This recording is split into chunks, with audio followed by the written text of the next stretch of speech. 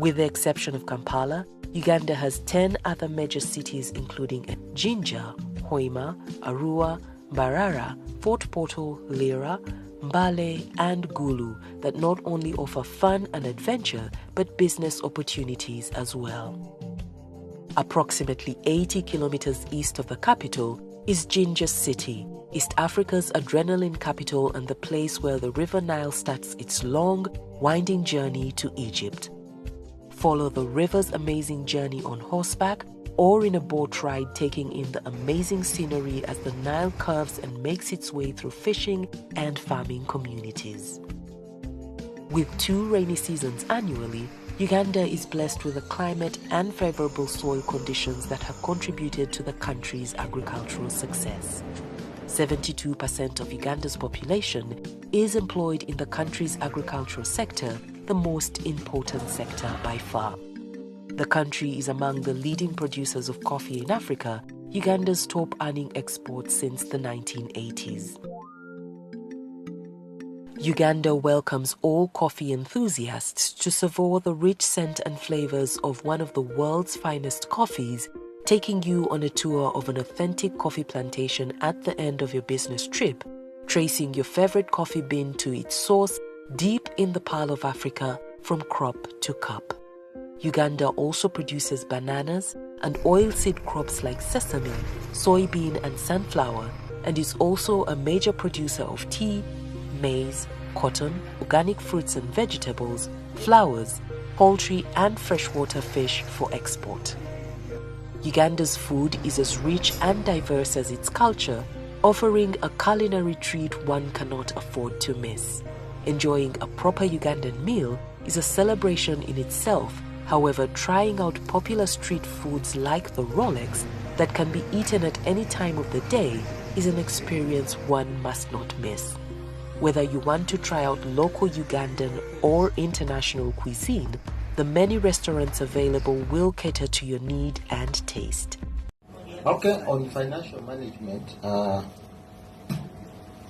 members, I want to say that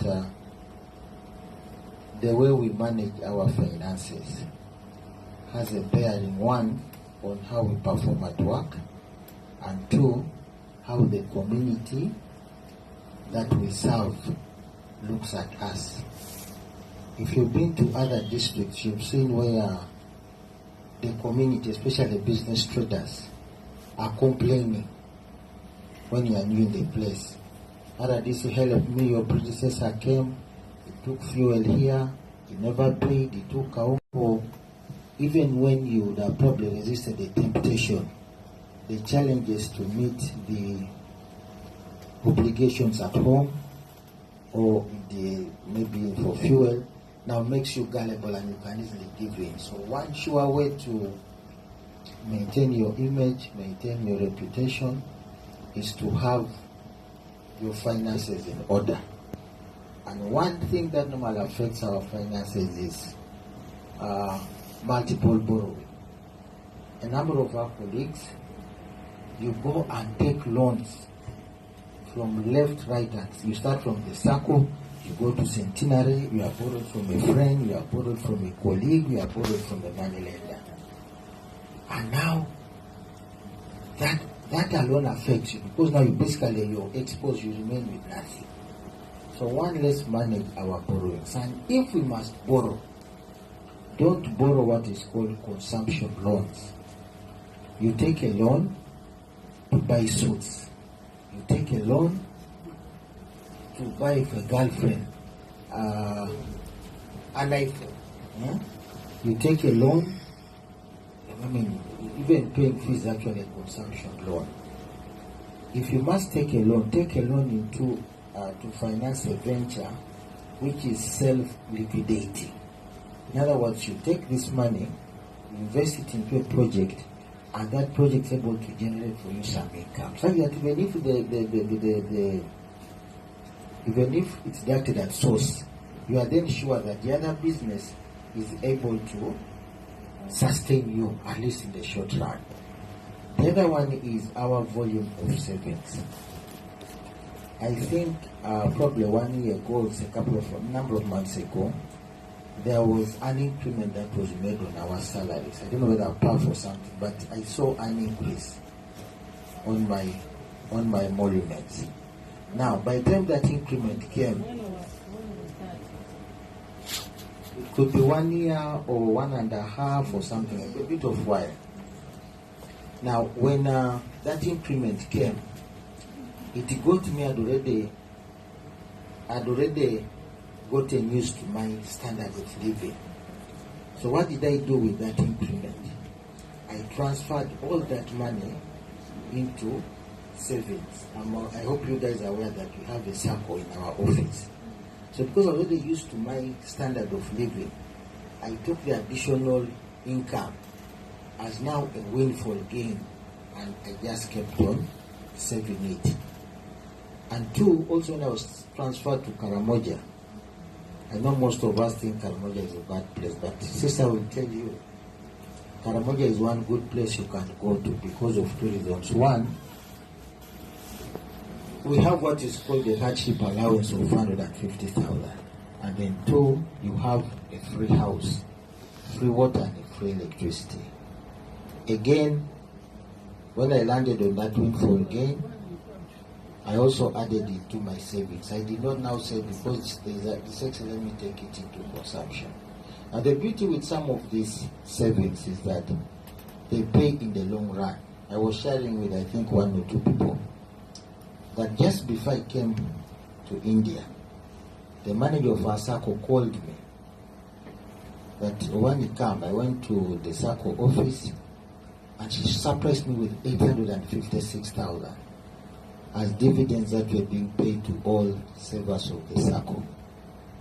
And because I think I'm among the best, the top savers, I got that windfall gain from nowhere. So the point I'm trying to say, one way to manage finances, control your borrowing, increase on your savings, live within your means. Live within your means. Sometimes these offices are very prestigious, and we end up in our localities. You want to go and have a meal of 50,000 every day. You want to take a beer of 12,000 a bottle, and yet you can afford to take a beer of a Tusker malt of 3.5. The taste is the same. And so I want to appeal to, well, the other one is you want to have several girlfriends, several wives in one district. Those of us who have wives, you know that maintaining even one wife is actually a problem. Now when you bring the second wife, the third one, the girlfriend, you are straining on the resources that you have. While in the short run, you probably can maneuver, borrow from A to sustain the other one and this. But in the long run, when you are no longer in that office, you realize that you've already probably produced with these several women, and this strains you so much. Remember, you also have your parents, your siblings to take care of. So all this, so some of the problems that cause us financial pressures are really self-generated. Some of us also go ahead and follow the biblical thing, because the Bible, they say, go and produce and fill the world. The cost of maintaining a child nowadays is honestly quite expensive. And so if you have, God has blessed you with the 2-3 kids, at 50 you may have 3. It's a bit manageable. But if you are like one deputy like this that I now not name here, who has 25 children, officially, those are kids at home. No doubt that's going to strain you. So I want to appeal. The other, and of course, as I come to a close, is that let's try to have a side hustle. Let's have a side hustle such that you're able to balance a side business that is not so draining. I'm not saying you set up a steel manufacturing plant, but you can have a simple business that doesn't require a lot of money to set up. It doesn't require your daily supervision, because this is the other challenge that people normally have. For us who are employed, our relatives think that we are very rich. So when you set up something at a distance, and then you probably Now you give a relative to manage, and you just mismanage it, and that will be the end of you. So let's ensure that at your space you have a side hustle. Some of us have husbands and wives, and they're just at home. You have a wife, she's just seated at home, but she's energetic. She's just like a factory to produce, and she's consuming, not adding anything. So take advantage of your wife. She'll be able to probably support the side hustle that you have. Last but not least, let's take opportunities in the various districts that you work in. I've met some colleagues who say they have transferred me to a district which is very dry.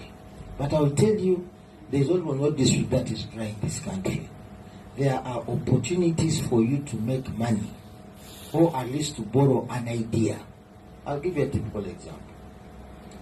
If you're in a border district, you may not leverage so much on farming, but you should be able to do some petty trade because of the enhanced economic activity in that area. You could be in an area like Kidega and your Osborne will bear me witness. If you are posted in a place like Gulu, Amoro, Lamo, those are areas with vast acreage of land. And you can lease this land at a very, very small amount of money. And if you have a good working relationship with the OC prisons, again, you may have access to, you can get a tractor for free and they say fuel it. Sometimes you might even get access to free labor from the prisoners.